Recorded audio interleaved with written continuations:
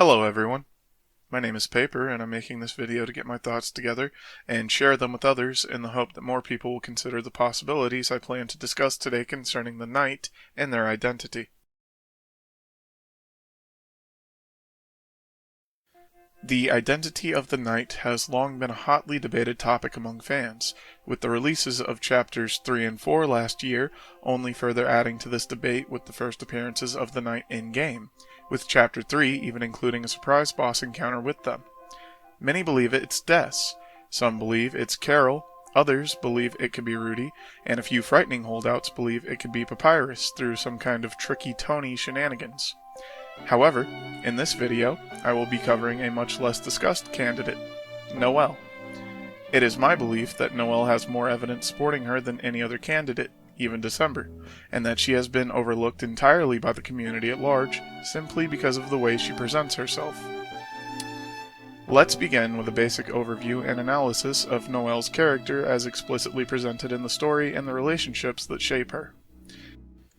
As a character, Noelle comes across as goofy, nervous, anxious, and polite. She's a very mid-2000s era internet video game girl with everything that comes with that. Her relationships are a bit lacking, with Berdly appearing to be the only person from school she seems to spend any real amount of time with, despite her apparent dislike for the way he treats her. Berdly does seem to genuinely care about her, but the way he treats her is based on a massive misunderstanding.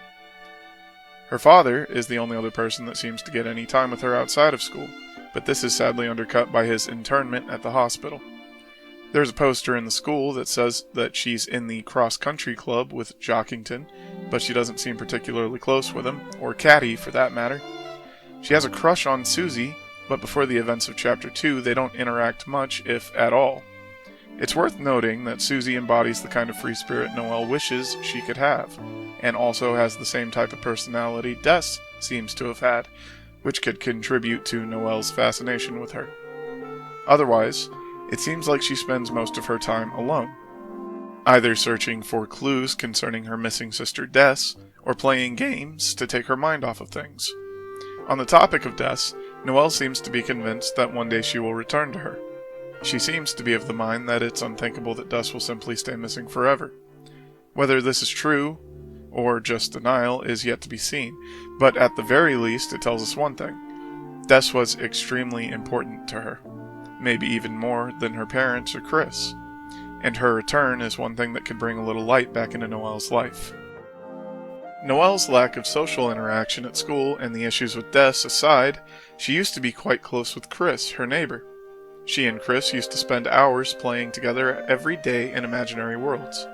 Outside of these adventures, Chris would play a variety of pranks on her, this being much to their detriment once Des was made aware. However, once Des vanished, Chris began to distance themselves from Noelle, leaving her feeling like maybe their relationship wasn't as special as she'd always believed and pushing her further into emotional isolation. She even makes a comment to Susie that her and Chris's ride on the Ferris wheel as children felt forced, despite how sad she seemed when she said it. Finally, there's her mother. Carol is cold, but outside of this default temperament, we don't really have much to go on concerning her personality. If we take Asgore's assessment at face value, then we should believe that Carol is a good person. She just gives a bad first impression due to her icy demeanor. From our experience with her, though, she seems to be at odds with our endeavors, and seems to have something against Susie specifically, though this could just be due to Susie inviting herself into December's room and touching a memento she shouldn't have. I do have to wonder if Carol would have been quite so rude if Susie had simply memorized the shelter code and left their guitar alone otherwise. Regardless, for Noelle, Carol seems to be a problem that she can't quite deal with. They don't appear to get along very well, and from what we hear from Rudy, Carol can be quite hard on Noelle. The scene with the guitar shows us that Carol is the type to simply make demands of Noelle without listening if she gets heated, and Noelle will simply go along with these demands in a dejected way rather than commit to a confrontation. This seems to cover Noelle's major relationships, so let's go over what they tell us. First, Noelle seems to be a bit of a pushover. She lets others tell her what to do, being dragged around by Berdly, Chris, Carol, you name it. If someone wants something from Noelle, she will give it to them with little to no pushback, regardless of whether or not she wants to. She will always go with the flow, no matter which way the flow is headed. Second, Noelle seems the type to not be entirely honest about her feelings. Whether it be something making her happy or sad, she'll bottle up any feelings she might have about something if she believes for even a second that it might inconvenience another person. She won't speak her mind, she won't make an effort to change things, and she'll simply resign herself to whatever feeling she's left with as a result of this behavior. This goes along with her being a pushover, but it's a far bigger issue than simply letting others have their way. Third, Noelle seems to want change. She expresses to Susie that she wishes she could simply grow a pair of wings and fly away, leaving all of her problems behind for whatever she can find in the distance. She seems to take issue with her own lack of assertiveness and longs to be more open with people, even going so far as to say that she should grab Birdley by the neck and throttle him the next time she sees him. This extreme change from being quietly accepting of his behavior to suddenly expressing a desire to hurt him speaks to Noelle's ability to hide her true thoughts and feelings, even from herself. We see this in a more extreme fashion in the Weird Route, but we will discuss that later. All of this taken together gives the impression that of all the characters in the story, Noelle is by far the least free. She has no control over her own life, being subjected to the whims of those around her and being forced to accept one event after another. Her father is dying and will not be able to guide her. Her cold and controlling mother is impossible to communicate with on a meaningful level. Her sister can provide none of the safety or security she once did, and Chris, her once closest friend, now seemingly treats her the same way they would any other stranger. The one person who does keep company with her, Birdley, isn't even doing it for a genuine reason, as from his perspective he's simply humoring her crush for the benefit of her study help. She is trapped in a life that's moving past her, with no way out that she can find. Even Chris, despite our control, still has Susie and Rousey, and can choose to deny our influence. But though Noelle's relationship with Susie has been growing, there is a wall between them that cannot be breached. The Dark Worlds. Though Noelle has been explicitly shown inside a Dark World, this adventure ended in her being told it was simply a dream. As far as Chris and Susie would have her believe, it was all something she imagined, and none of what she saw in that world was real. All the growth she experienced, all the friendships she forged, the progress she made, had to be swept aside and treated as just a fleeting thought in her mind. Even if she did later make some progress on her friendships, there is that immovable wall between her and the squad, saying that she can never share that same bond. But how do we know she actually believes the dream was just a dream? Noelle has shown us that she's quite smart, so her saying she believes it was a dream is likely just her accepting the wishes of another and moving on in spite of her own feelings, the same way she usually does. For Noelle, the Dark Worlds have a lot to offer. They can give her adventures free of the worries that follow her in her daily life, powers that she could only dream of before, worlds and characters that were once fantasy brought to life, and most of all, they offer her a chance to truly express herself, to cut loose and show the feelings she normally keeps hidden away. I think there's more than a small chance that she not only knows it wasn't a dream, but that the Lancer fan club's insistence that it was hurt deeply. It's not just a denial of her experiences, it's a denial of the bond she grew with them as the adventure unfolded.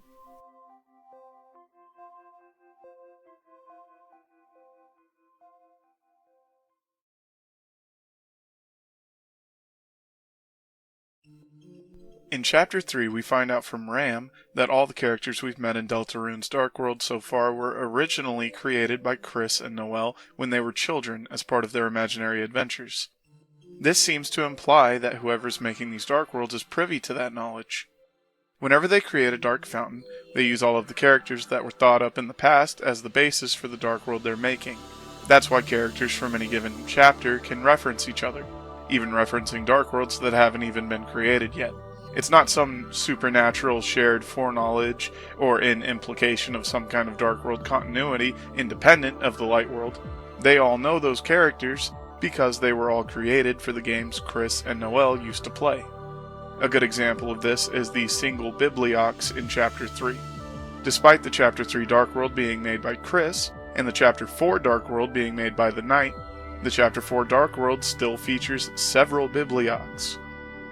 This reinforces the idea that Chris and the Knight both have these characters in mind when making their fountains. Then, in Chapter 4, we see Susie make a Dark World in an attempt to revisit the Dark Sanctuary.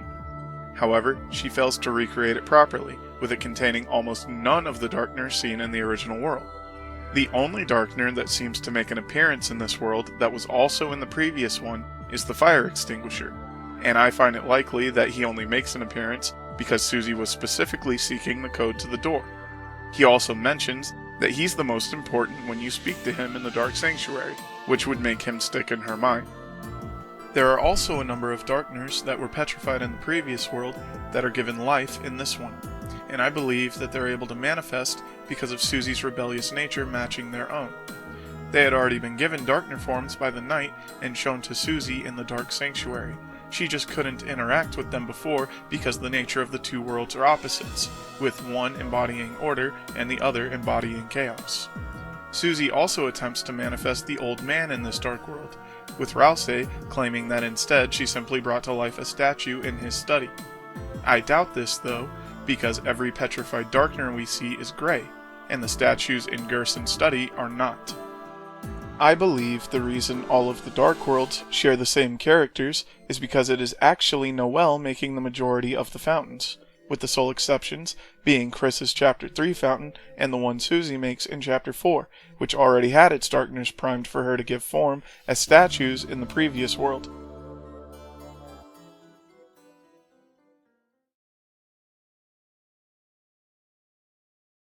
Now, let's go over the themes of each Dark World and how they can tell us about the mindset of the person making them.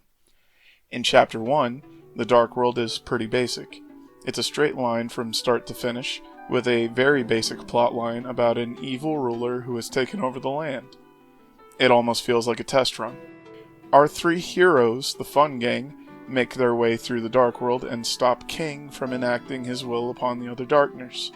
The main meat of the conflict in this chapter comes from within the Lancer fan club itself, with Susie having her character arc thanks to Lancer. Speaking of Lancer, it's interesting how this chapter portrays his relationship with his father, King. King seems to care for Lancer in later chapters, but is very harsh with him in this one, forcing him into conflict with the Lightners in order to push his own will forward, and even showing he's willing to risk Lancer's safety in a gamble. While Lancer does King's bidding, at first, he quickly reveals that he'd rather be having fun with the Lightners as friends instead of fighting them.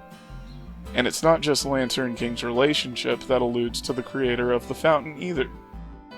The Darkners of Chapter 1's Dark World overall seem to be quite eager to forgive and rejoin the Lightners, almost as if the person who made the fountain is also waiting for someone they've been abandoned by to accept them again.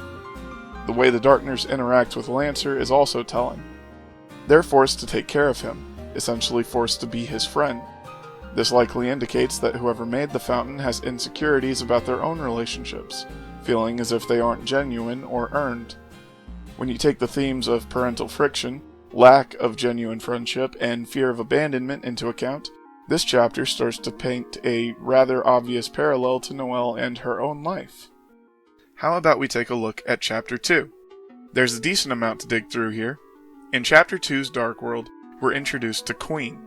Queen is another tyrannical ruler in the same vein as King, but this time our villain wants to control the Lightners rather than destroy them.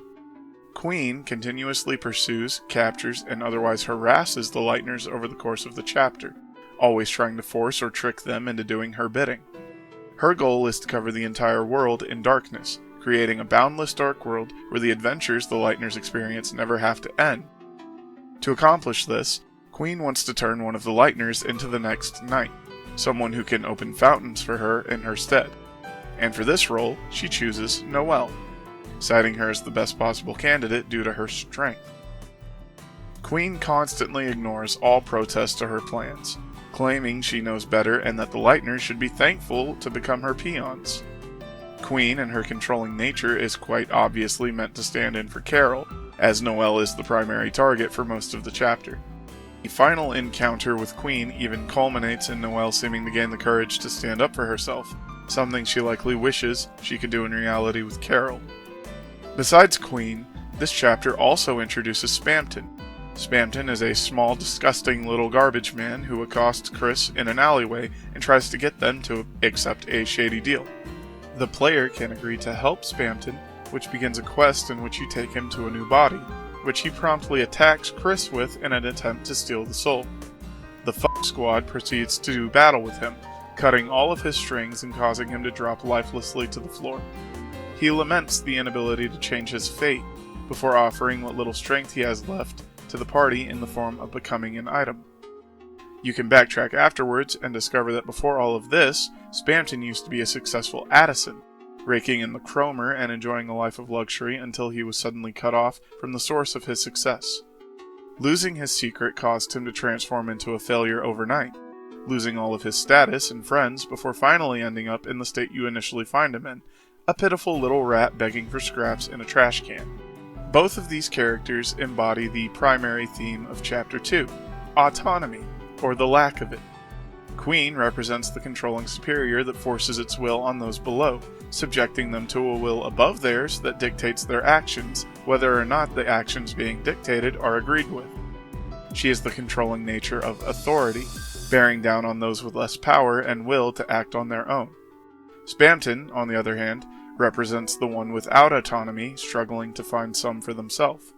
He is the one crushed under heel, struggling to free himself and rise up to a position in which his decisions and choices can matter.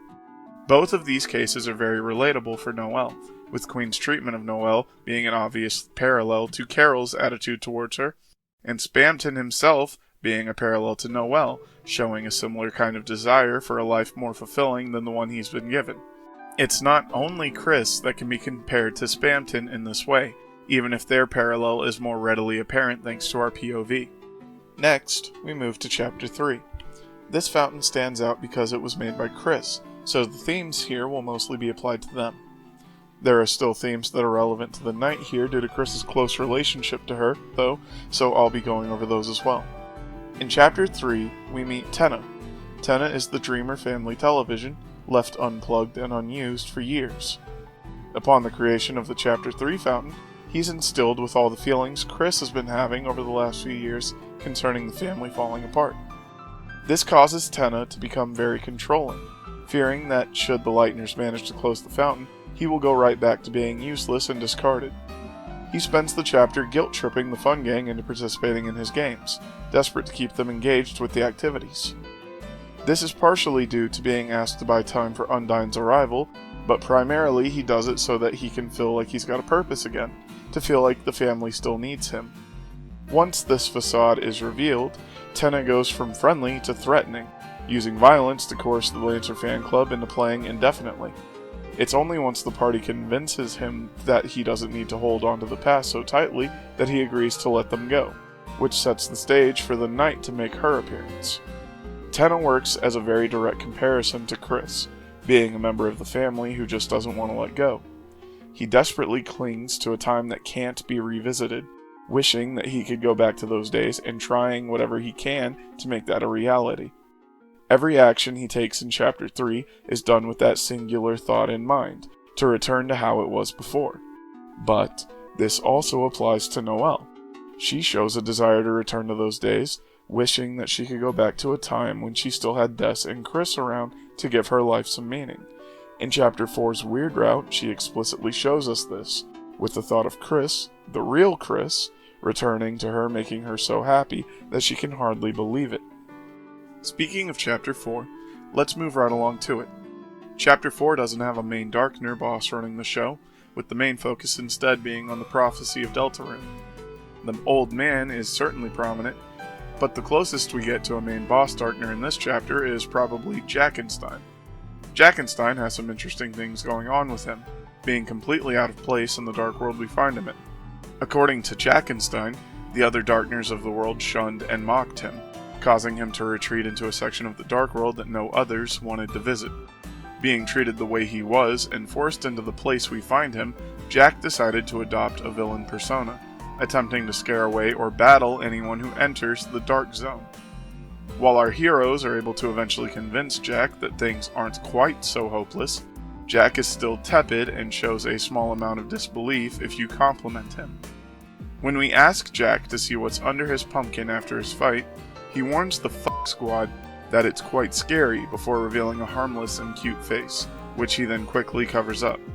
When we look at all of this together, it shows us someone that's convinced they could only ever be a villain, someone to be fought against and despised, someone that accepts the role that's been hoisted onto them because they can see no other path forward. I mentioned him earlier, but the old man also features heavily in this chapter. Most of his interactions include him trying to guide the fun gang, in particular Susie, into realizing that their own wills matter and that the roles assigned to them don't have to govern their existence. The old man shows us that while the prophecy might seem to be an insurmountable fate, there are still things the Lancer fan club can do to define their own lives outside of just being pigeonholed into character archetypes.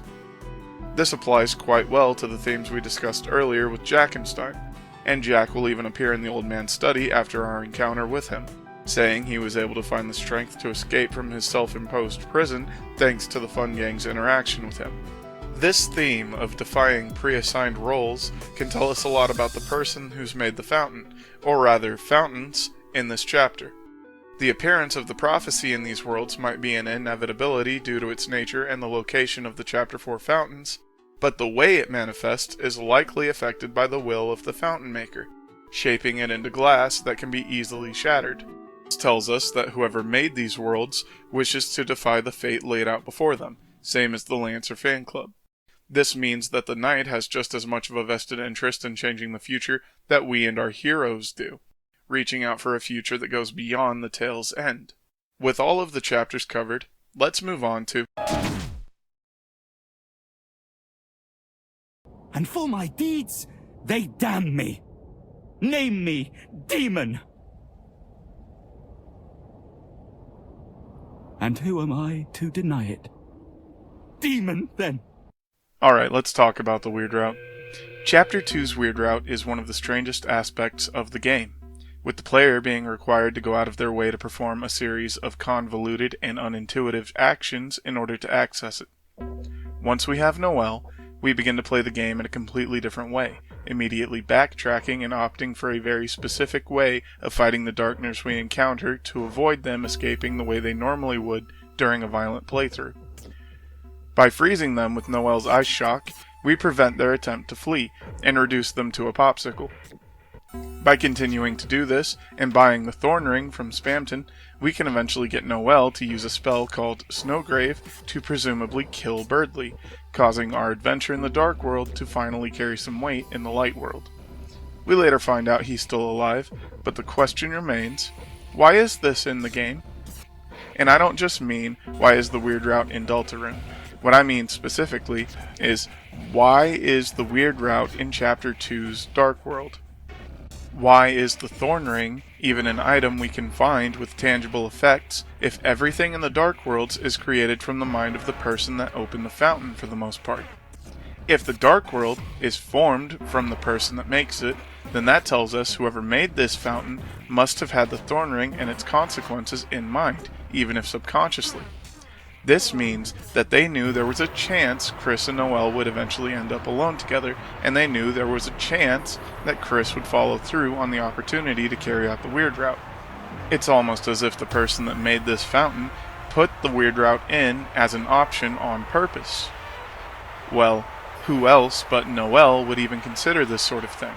We know Des, Carol, and Rudy would never inflict this kind of trauma onto Noelle.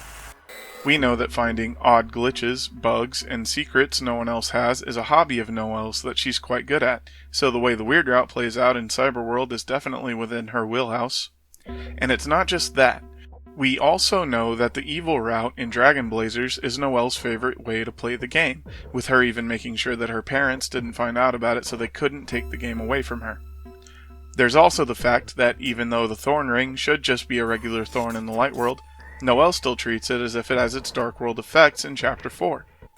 With how the Weird Route plays out, along with the answers we all received concerning the "How long did it take her to smile?" ARG, specifically the "That's where you're wrong" answer in response to it not being her smile, it seems clear to me that Noelle wants the Weird Route to happen for some reason. She even thanks us for doing it in Chapter 4 when you think about her. So why? Considering all the recurring themes we've seen so far in each chapter, I believe the answer is that Noelle believes herself to be so meek and so unable to affect change within her own life that she included the weird route, possibly subconsciously, as a way to give that responsibility to someone else, knowing full well that she would be actively participating in the Chapter 2 Dark World. It's kind of like struggling in a game and letting someone else do the progress for you. She wants that freedom and that agency, but she believes she can't get it through her own efforts, so she lets someone else get her to that point. She wants someone, likely Susie or Chris, to take the reins and give her the change she seeks within herself. The fact that the weird route lets her act out her violent urges just makes it all the more appealing. The reason she smiles, the reason that she thanks us, is because she believes we're giving her the freedom she seeks by absolving her of the responsibility of her own actions and taking her to the result that she wants to reach. By commanding her and engaging with the weird route, we are giving her free rein to act however she pleases, since she can say that it's simply not her fault.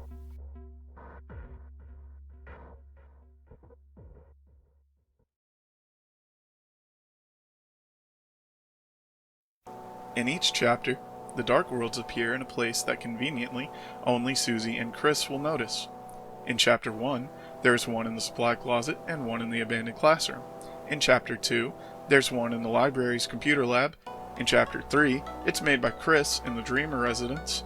And in Chapter 4, there are 2 in the church, not counting the one Susie made. Each of these locations should run the risk of someone else stumbling inside. But the only times we see this happen are with Noelle, LOL, and Birdly, and then with Undyne, who Chris and the Knight were likely targeting. If these were not accidents, then that means the Knight accounted for every single person that's entered a Dark World so far. Knowing what we know about all these locations, some commonalities start to become apparent. Each fountain appeared in an isolated area where it could be reasonably assumed no one would stumble in aside from the people chosen to enter, and each fountain must have been made by someone who wouldn't stand out in the location it was found in. For the school, that would have to be one of the students or a teacher. Anyone else showing up at the school would surely have been noticed. For the library, again, it would likely have been a student, though honestly anyone could enter the library without raising much suspicion. We'll skip the Dreamer residence for obvious reasons. For the church, anyone that doesn't normally attend would stand out, but aside from Susie and Bratty, we don't see anyone at the church that wouldn't normally be there for service. We also know that there should have been choir practice that night, but Toriel canceled due to the weather. This means that whoever made the fountain was likely aware of this, and if they were, then we can reasonably assume that they might have something to do with the church choir. If we look for a list of people who could fit all of these criteria, the list becomes extremely short. In fact, there's only one person that can fulfill every requirement: Noelle. Noelle is an honor student, so she could come and go from any room in the school without ever having anyone question it. Birdly's position as an aide in the library means that even when she isn't studying, it wouldn't be odd to find Noelle in the library. She lives right next door to the Dreamer residence, so even if Chris didn't alert her to the fact that they were planning to make a fountain that night, she could easily notice the presence of a Dark World just by checking. Finally, as a member of the church choir, she's in a perfect position to have made the Chapter 4 fountain, knowing that choir practice was cancelled, meaning the church would be empty at a time it normally would not be. This means she would know there would be a near zero chance of having anyone besides the intended visitors, Chris and Susie, wandering into the church. It's worth noting, again, that besides Chris, Susie, and Noelle, only Birdly enters a Dark World, and only in Chapter 2. If Noelle is the Knight, this is likely because Birdly is also someone Noelle is focused on, though not in a positive manner like Chris and Susie. The reason he was dragged in was probably so that Noelle could deal with her issues concerning their relationship, one way or another. Also, just to be clear, I'm referring to active participants, not someone like Toriel that sleeps through the whole thing, or Undyne who sets one foot inside and gets grabbed.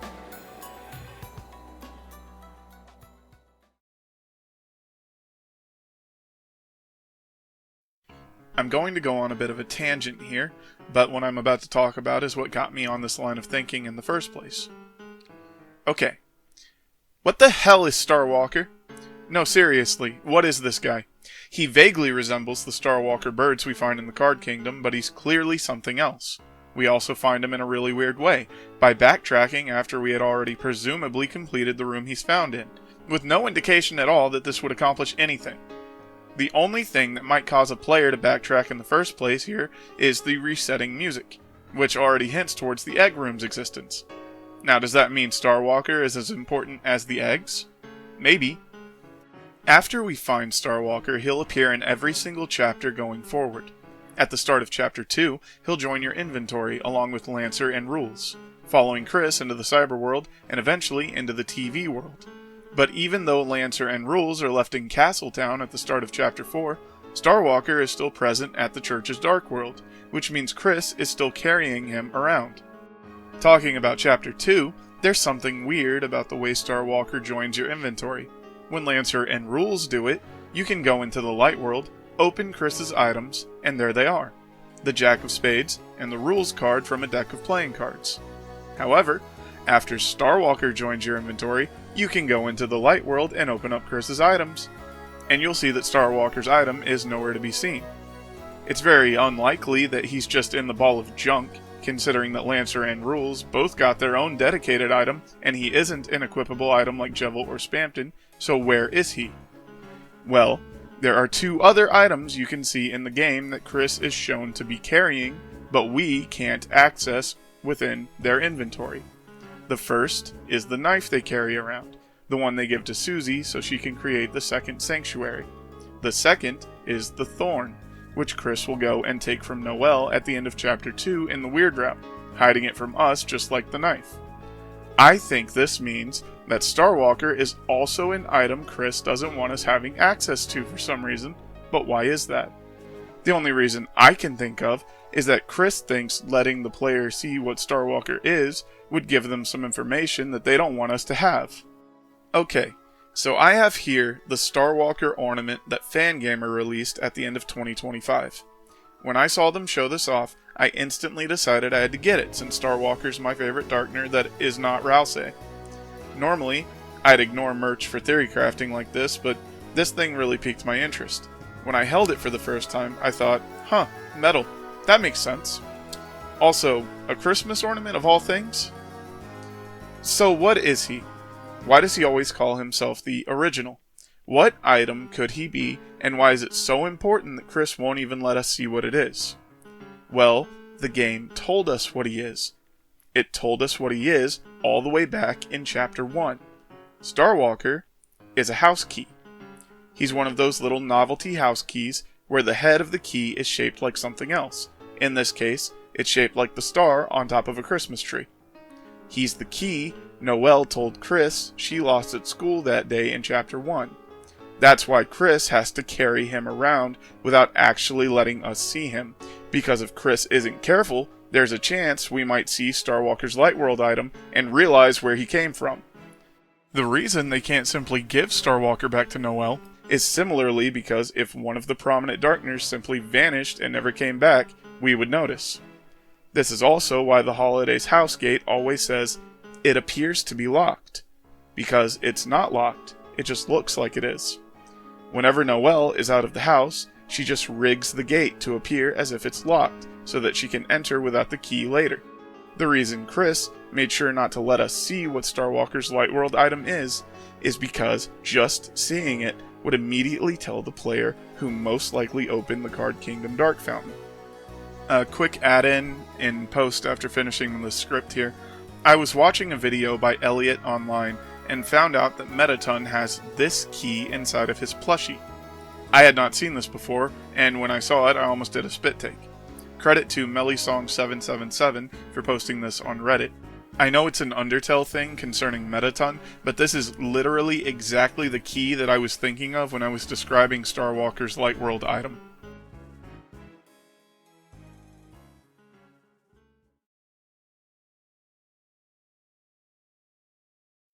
I was actually worried that this section was getting a little long, But then I remembered the words of the great late David Lynch. Who gives a fucking shit how long a scene is? This section is going to be a little less structured than the previous ones. Mostly, I'm just going to be listing off little things I noticed here and there that could serve as foreshadowing that the player might not notice until they have hindsight, or have already come to suspect Noelle as the knight. We'll be going in order of appearance, with a couple exceptions. There will be some conjecture here, but surely not too much. First mention is the chalk. At the start of Chapter 1, the classroom's chalk goes missing, so Alphys is unable to start class. She sends Susie and Chris out to the supply closet to get more, and we find Susie eating a piece in the hallway. However, she only has that single piece. If we tell Noelle about this, then the following day, she'll give Susie an entire lunchbox of chalk, which Susie will comment on, complaining that she had chalk the whole time. It's possible she bought it, but I think this might be telling us that Noelle stole the box of chalk from Alphys's desk as a ploy to get Susie into the Dark World, and she just missed the single piece that Susie took. Next, we've got the state of the area we find Noelle in at the start of Cyberworld. This place has been completely destroyed, and the darkners we find around the room before Noelle are all very frightened, as if they just witnessed someone doing something quite violent. The initial impression we would get is that Queen did this, but we never see her go to the level of violence that would cause this kind of scene or reaction anywhere else in the chapter, outside of maybe the Giga Queen encounter. What does Queen tell us about Noelle, though? She keeps saying that Noelle is strong. And what position do we find Noelle in at the start of Cyberworld? The exact same position that she goes into after icing Birdly in the Weird Route. I think what actually happened is that upon entering her first Dark World, Noelle got a little overwhelmed and let loose on the darkness within before Chris and Susie arrived. Then, a little ways into the Dark World, we find Icy featured in one of the puzzles, where solving the puzzle causes him to explode. This doesn't seem that important, but we know from Deltarune's website that Noelle was actually scared of Icy, with her calling in cryptid sightings and having Des, Azrael, and Chris burn a pizza box after she thought she saw the mascot wink at her. This is also referenced in the OST with the song Burning Eyes. Next, there's the Triple Trucies bit. There's not much to say here, it just seems like a foreshadowing that Chris and Noelle could be in cahoots together outside of just this Dark World. We later find out that Chris and the Knight are working together, so I think this is alluding to that. Now, we have a scene where Queen talks with Chris and Noelle hides. We've already established that the Dark Worlds and the darkness they contain are formed from the mind of the person that makes the fountain, so let's take that into account when reading what Queen says here. I just cannot compute it. Why everyone else is so ungrateful. Whoops, that was my extra dangerous glass. Chris. I just want to make everyone smile. And if I become an evil villain to accomplish that, is that bad? It's okay. You do not have to answer. You would be wrong. But Chris, while we're still trucies, maybe we could make the most of it. We could play that game again. Wasn't that fun, Chris? Just you and me. Having a good time. No one else to get in the way. The way Queen talks about becoming a villain in order to make everyone happy comes across as pretty suspicious with this framing. It also seems pretty clear that this is referencing Noelle's desires for the past to come back, for her and Chris to go back to the way they were. Oh, and just look at Noelle. Yep, it's a good thing your disguise worked. Next, we solve a puzzle where we step on a few buttons as Noelle does the same, slowly spelling out the name December. Noelle tells us about how she always wanted to visit somewhere far away like this with Des, but was never able to go after Des went missing. A lot of people use this as evidence for Des being the knight, but honestly it could just as easily be used to show Noelle manifesting something she's always wanted to see when she made the fountain. Right here, there's a scene where Susie comes to the realization that Noelle is working with Queen, and when Noelle asks Chris to back her up, the player is given two options to choose from.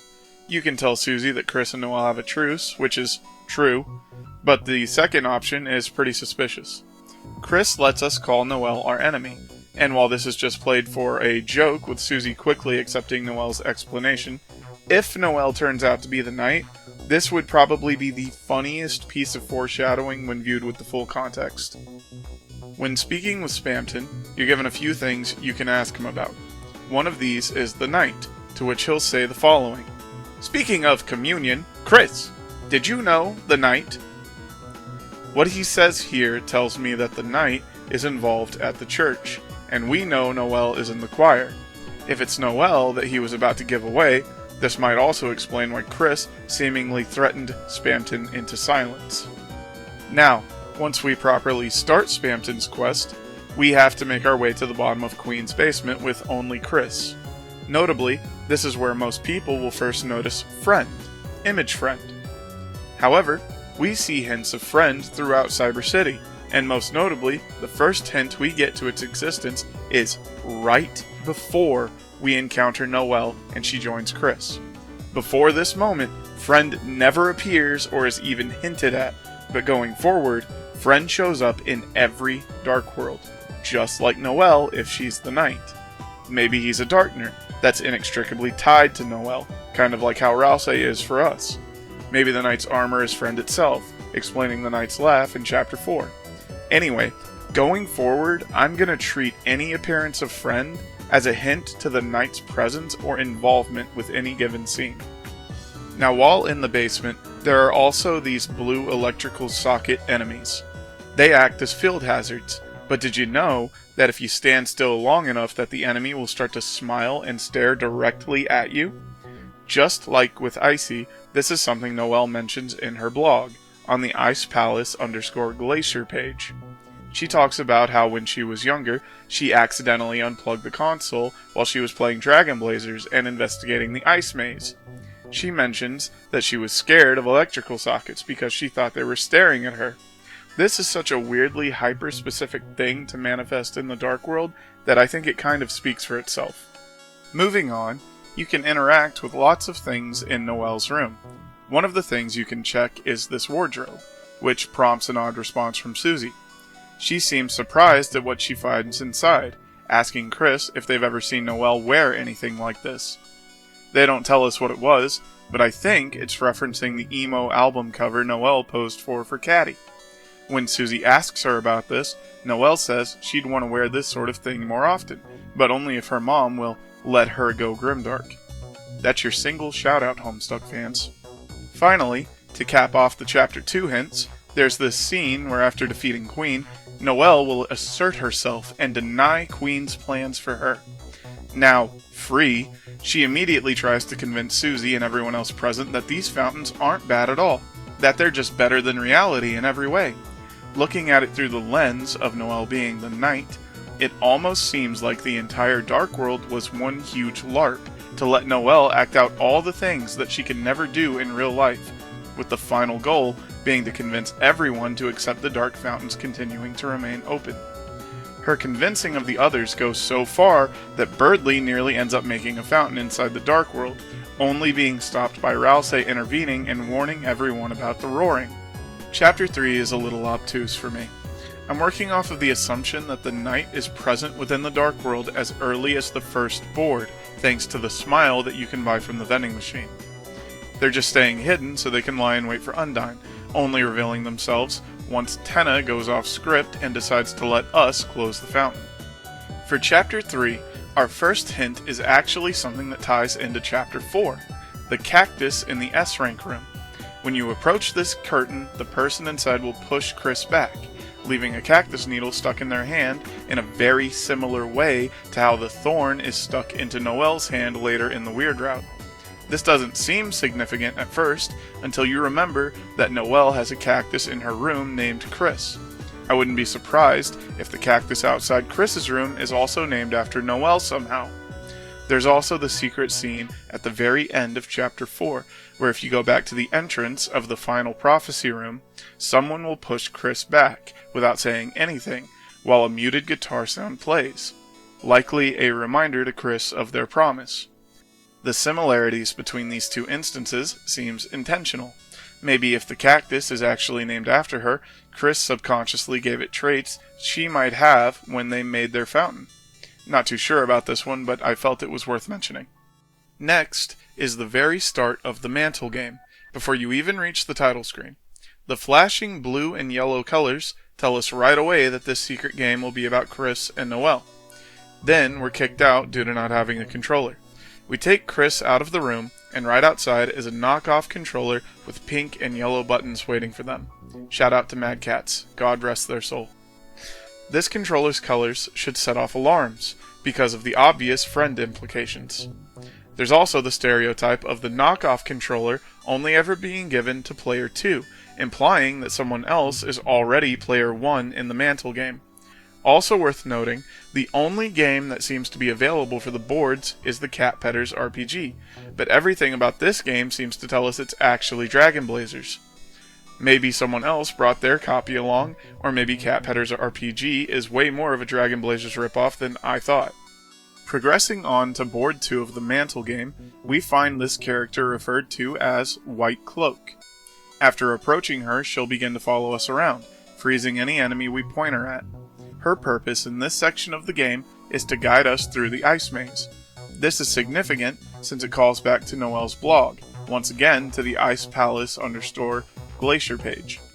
On this page, Noelle talks about how she got to the ice maze in Dragon Blazers and encountered a soft block, since she was missing the character needed to progress. However, she continued attempting to solve the maze until eventually she found a door that doesn't appear in normal gameplay. She freaked out and unplugged the console accidentally, but upon restarting the game she was able to consistently reproduce the steps needed to reach said door.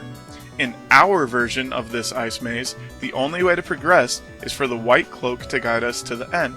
Attempting to go through the wrong way causes her to stop following you, but if you go the right way she'll keep following. Eventually, you end up at the door, and the segment ends with you obtaining the shelter key. At first, I thought that this White Cloak was just an NPC because of the way she follows you wherever you go, but then I remembered that Rouse is also able to perfectly match your directional inputs when you're playing the normal game. Maybe the White Cloak is also being controlled by someone, and the reason you can get through the maze is because that other player is actively showing you how. Regardless, this being yet another thing in a dark world that lines up with Noelle's blog makes it another tally on the board. Our next suspicious interaction is on board 3 of Mantle. In this room, we encounter the Black Monster, and if you're watching Deltarune analysis and theory videos, you should already know that this monster was originally a black deer, until a variable called Toriel activated, changing it to the Black Monster. As you move around this room, the monster will mirror your movements, and working with them allows you to solve the puzzle. However, the room suddenly locks you in, removing your control of Chris and giving you control of the Black Monster instead. You're free to roam around this room as them, but as soon as you get near Chris, they'll cut you down, with your control being returned to them as the door opens.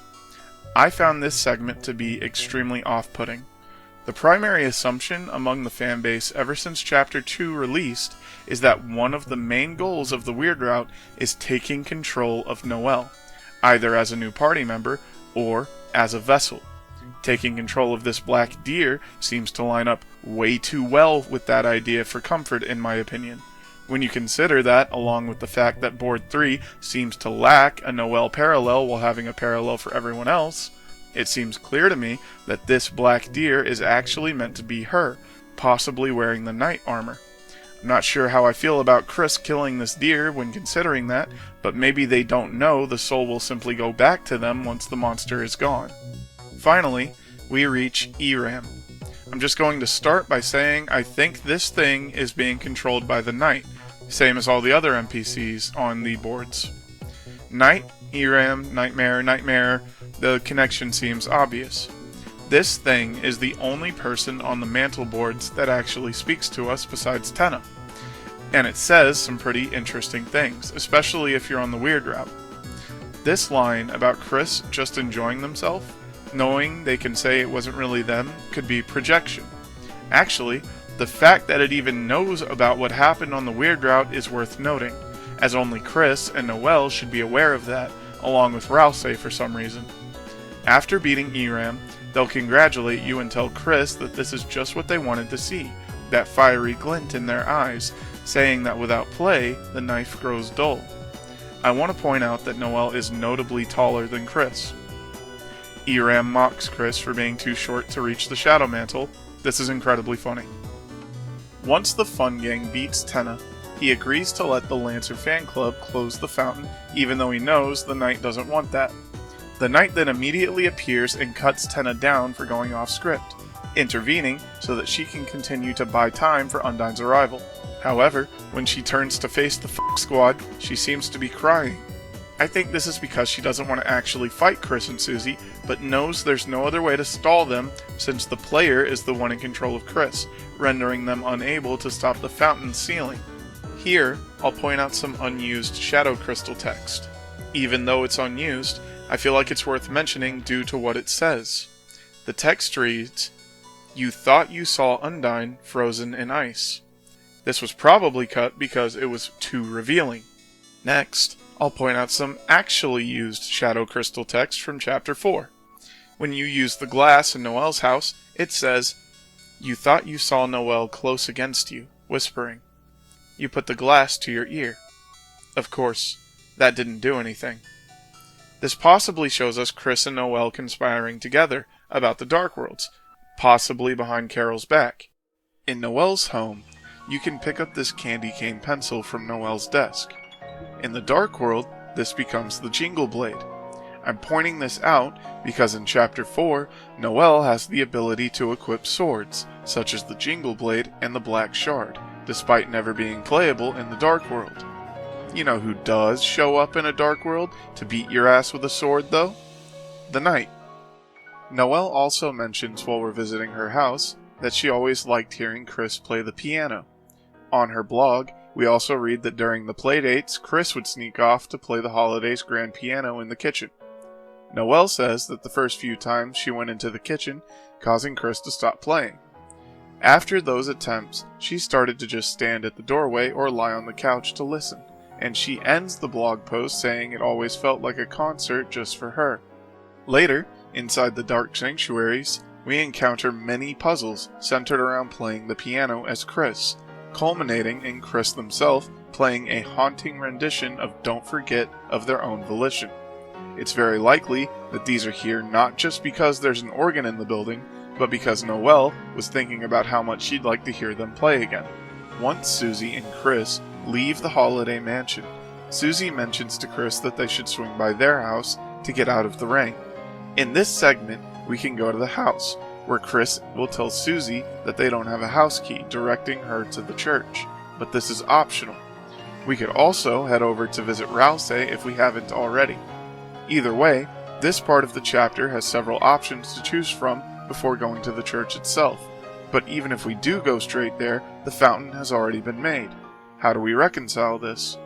Because reindeer can fly. By which I mean they can run really fast, because they're in track and field. Also, the presence of so many options here means that time is not really something that's set in stone in this sequence. So Noelle managing to go from the mansion to the church before us isn't really a discrepancy worth dissecting too harshly. Now inside the Dark Sanctuary, we start to encounter prophecy panels. According to Rousey, this is the real prophecy, whereas his version was just a summary. These panels tell us many things, but while they seem to come in chronological order, there is quite a large amount of information regarding the adventures missing, and many of the panels show up both near the start and near the end of the chapter's adventure. In the second sanctuary, we find the panels concerning the heroes, and it's here that it becomes most apparent that these panels might not be in the correct order, due to how it describes each hero in sequence.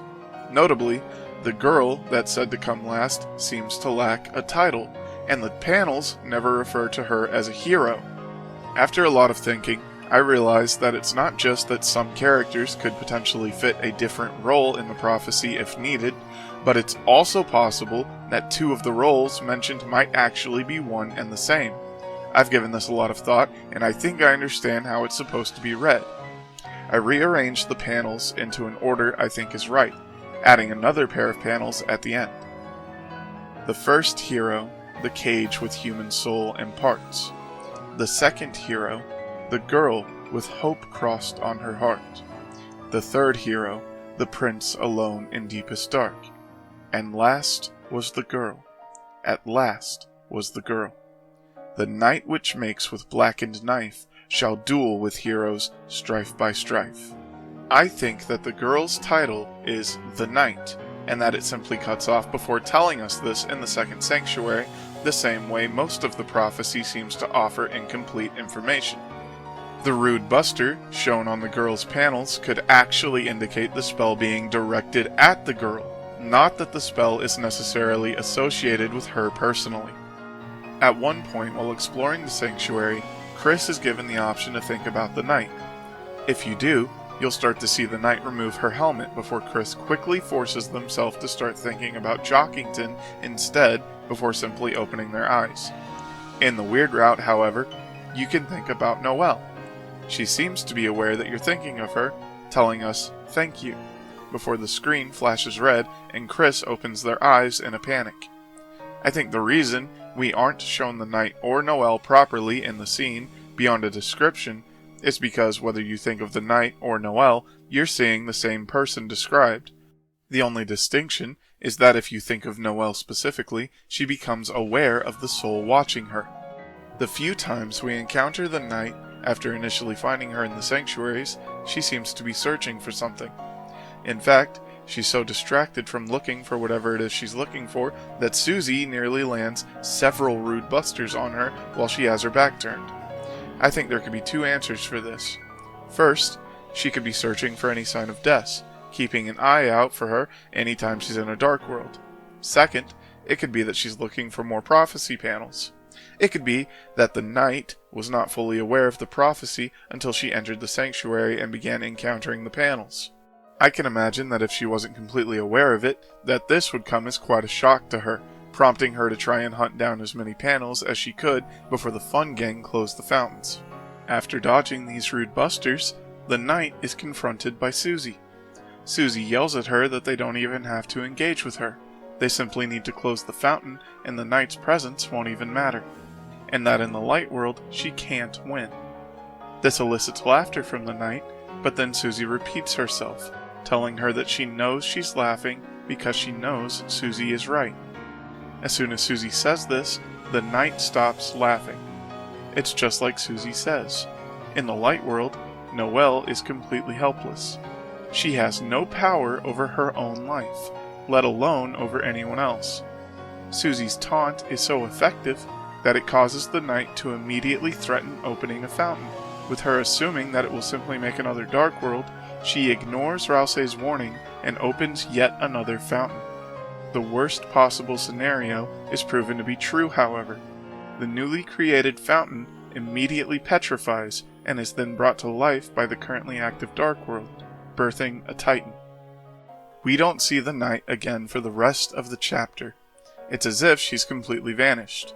This is likely because once she realized that the roaring is real, that Rousey's warnings weren't a lie, Noelle was horrified by what she had just done and panicked, fleeing and hiding from the heroes. Once the battle is over and the heroes have viewed the final prophecy, we can bring Chris back to interact with the person just out of view here. Then, we move forward and close the fountain. Susie looks around to see if the knight is here, but leaves dejectedly when she sees no one else around. We can then bring Chris over to this closet, where we can instruct them to interact with it. They give us the option to turn the knob or to do nothing. Telling them to turn the knob causes them to turn the knob before letting go of it without opening the door. I'm certain that Noelle is in this closet. There's a parallel here to the newest New Girl post from Noelle's blog. In it, she describes watching Chris get bullied by Susie from outside their classroom, and when Susie leaves, Noelle quickly ducks inside her locker so she isn't seen by the two of them. Her locker door then swings open, showing that Chris was already well aware that she was watching before they closed the door back without saying anything. In the case of the church closet, Chris simply doesn't open the door because they know we'll see Noelle if they do.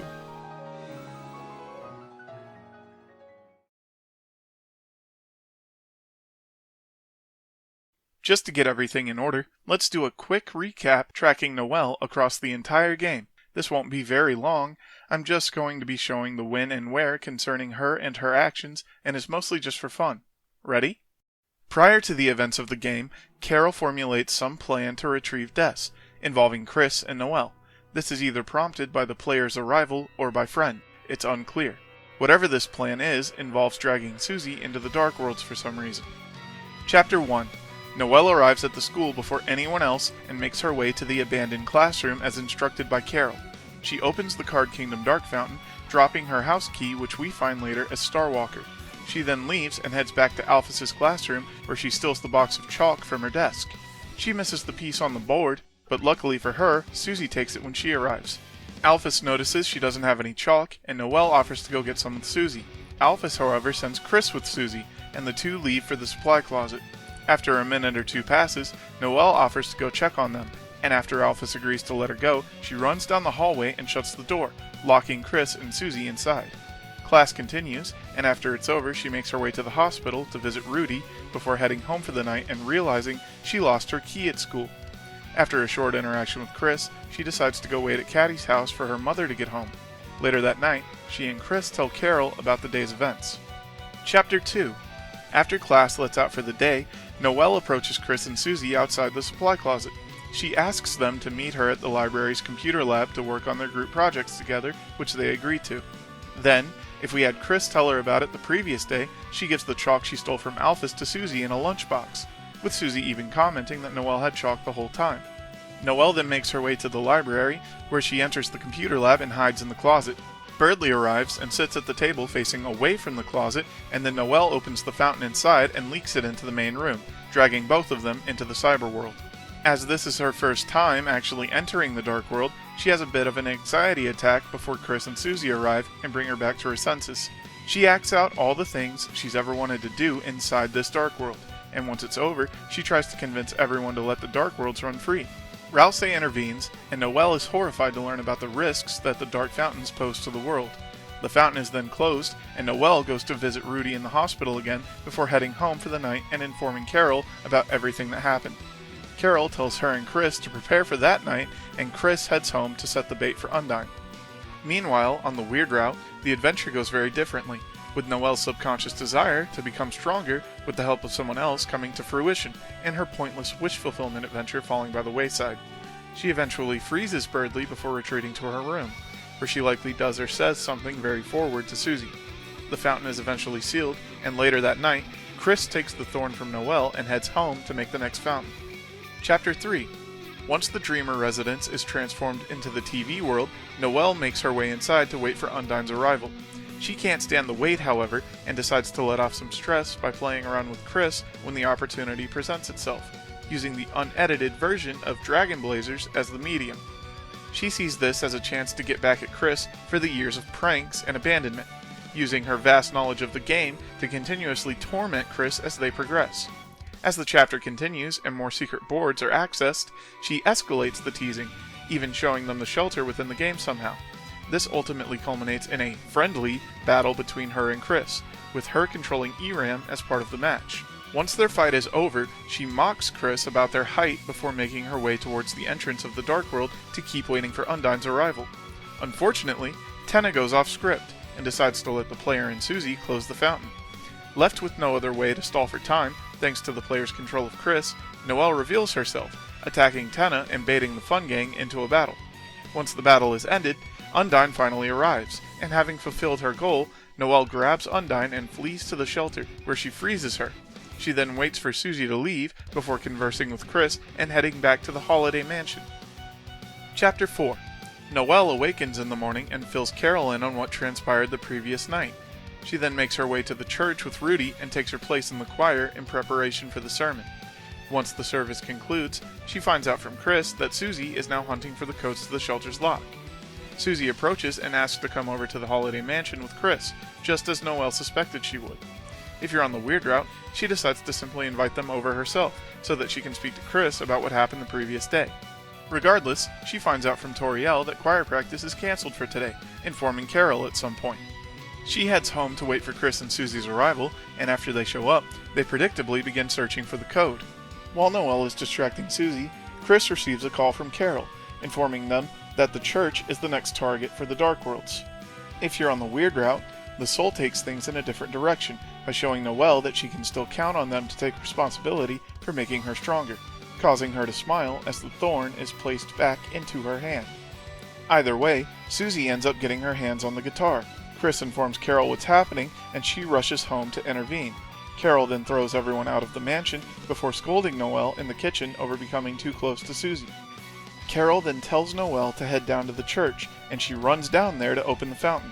Inside the Dark World, she discovers that another fountain has formed in the lobby of the church somehow, and while she's investigating it, she encounters Susie and Chris, knocking them down to the lower levels of the world to prevent them from closing the fountains too quickly. She then begins encountering prophecy panels, and intrigued, she starts searching them out. After a while, Chris and Susie manage to make their way back up, and they run into her again. Noelle retreats into the next room of the church, closing off the two Dark Worlds from each other in the process. She continues her search for more prophecy panels until eventually Susie and Chris catch up to her at the final fountain, where Susie rage baits Noelle into opening another one. This frees a Titan, frightening Noelle and causing her to flee. The fountain is eventually sealed, and Noelle hides in the closet until Susie and Chris leave the church. She heads home, and depending on the route, she either tells Chris not to forget their promise, or, if you're on the weird route, she tells Carol that she can't wait to see Chris tomorrow.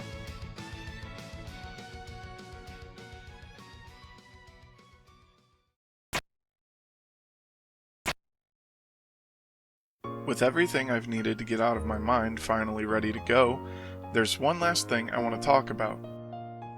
Why does the knight show off her weapon like this? I believe that this actually serves two different purposes, one in-game and one meta. Within Deltarune itself, the knight showing off the bat this way serves as a reminder to Chris of their promise. It's meant to remind them of what all of this is for, deaths. From the writer's perspective, however, this bat serves another purpose. By showing it off like this, and having the antlers so readily visible on the knight's helmet, it causes the player to immediately think of deaths. They think of all the hints and foreshadowing December has gotten over the course of the game so far, and it causes them to assume that the knight is Death herself. With this now in mind, the player will then wait however long, weeks, months, even years, for the knight to remove that helmet and reveal that she was Death all along. But when that helmet finally does come off, we see that it isn't Death, and it clicks. Death is probably never coming back, and in that moment, the player understands the endless wait, always expecting someone who is never going to return to come home. The player is forced to empathize with Noelle, as they've been forced to wait for the same thing that she's waiting for, just in a different context. There is one way we might end up seeing Death though, the shadow crystals. By finding enough of these concentrated pieces of determination, I think we'll be able to summon Death, even if only for a while, to speak with the holidays. If I were the writer, I would also choose this moment to give Chris their only spoken dialogue, telling Noelle that even if Death is gone, she'll always have them. With this, the holidays will finally have their closure, and the players will have finally fulfilled their goal, to find her. On the weird route, however, will probably ruin the chances of anything like this happening. In fact, instead of bringing back December and giving the holidays their closure, we might even end up instigating a fight with Carol and causing something disastrous to happen, leaving Noelle with no one. I could end up being right or wrong about some or even all of this, but there were so many ideas in my head concerning this topic that I just couldn't get over it until I got them all down somewhere for other Deltarune fans to see and consider. It's my hope that other people will at least take the idea seriously, even if they don't take it one for one. Thank you all for watching, and have a great day.